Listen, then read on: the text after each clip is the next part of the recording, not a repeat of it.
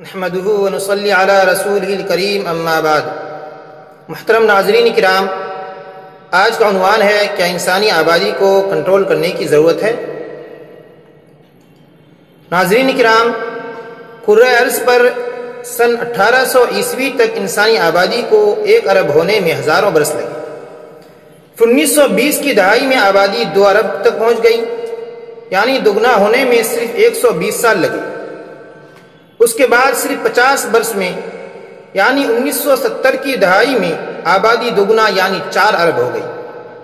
11 جولائی 1987 کو دنیا کی آبادی 5 ارب تک پہنچ گئی۔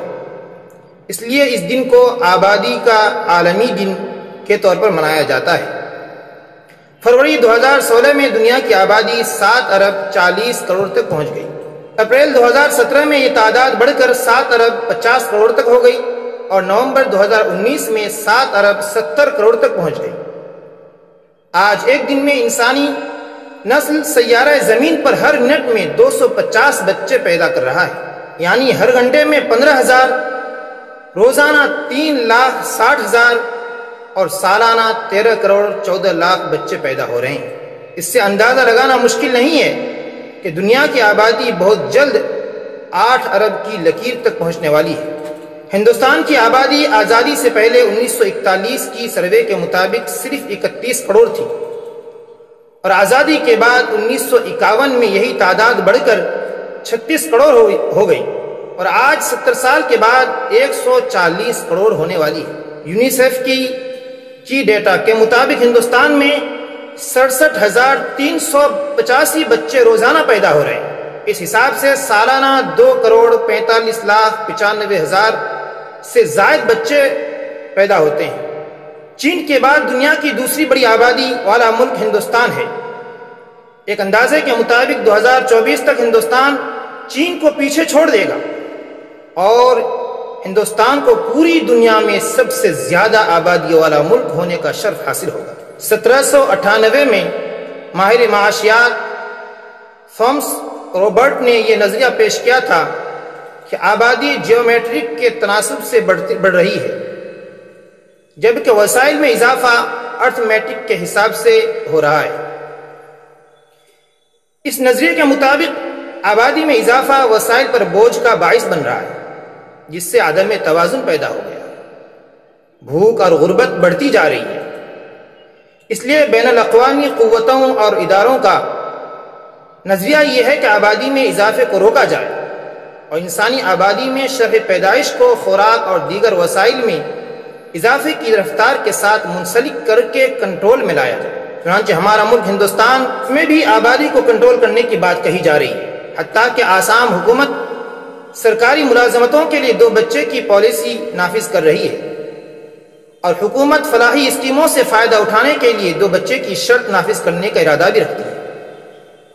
آسام کے وزیر اعلیٰ ہیمنتا بسوا نے گزشتہ دنوں 2 بچہ پالیسی کا اعلان کرتے ہوئے کہا تھا کہ ریاست کی بعض فلاحی اسکیموں کا فائدہ انہی لوگوں کو مل سکے گا جن کے صرف 2 بچے ہیں۔ آسام نے پنچایت کے انتخابات میں حصہ لینے کے لیے بھی صرف 2 بچوں کی شرط عائد کر رکھی ہے۔ ادھر بی جے پی کی حکومت والی ایک اور ریاست اتر پردیش میں لاء کمیشن کے چیئرمین نے بھی آبادی کی وجہ سے ریاست میں بعض مسائل پیدا ہونے کا حوالہ دیتے ہوئے 2 بچہ پالیسی نافذ کرنے کا عندیہ دیا ہے۔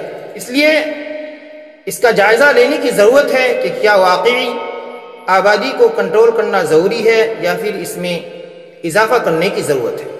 چنانچہ ہم جائزہ لیتے ہیں کہ ہمارا پڑوسی ملک چین نے چند سال قبل سنگل چائلڈ 1 بچے کی پالیسی پیش کی تھی۔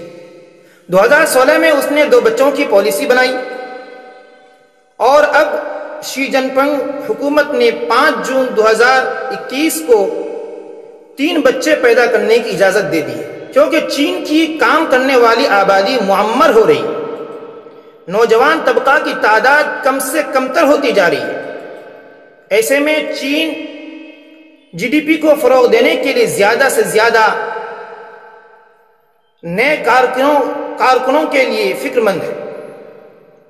2010 سے 2020 کے درمیان چین کی اس اوسط سالانہ آبادی میں اضافے کی شرح 0.53% تھی۔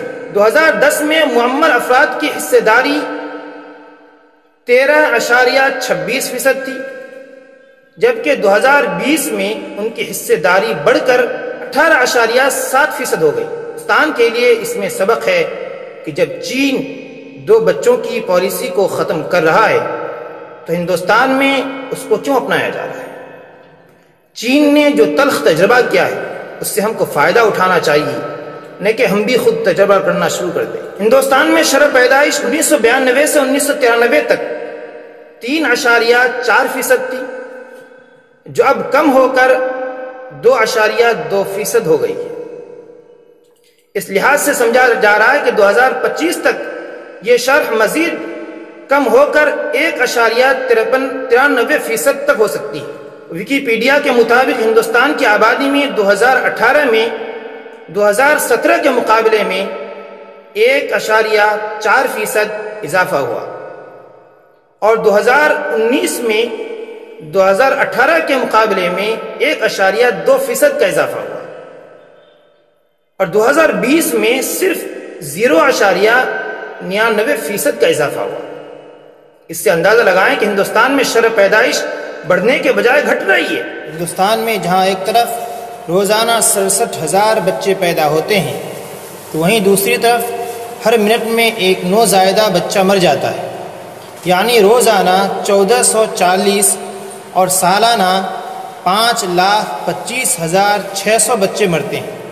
ان کے علاوہ ہندوستان میں روزانہ تقریباً 27,873 لوگ طبعی موت یعنی بیماری، ایکسیڈنٹ اور دیگر وجوہات سے مرتے ہیں، یعنی گویا کہ سالانہ 1,73,645 لوگ مر جاتے ہیں۔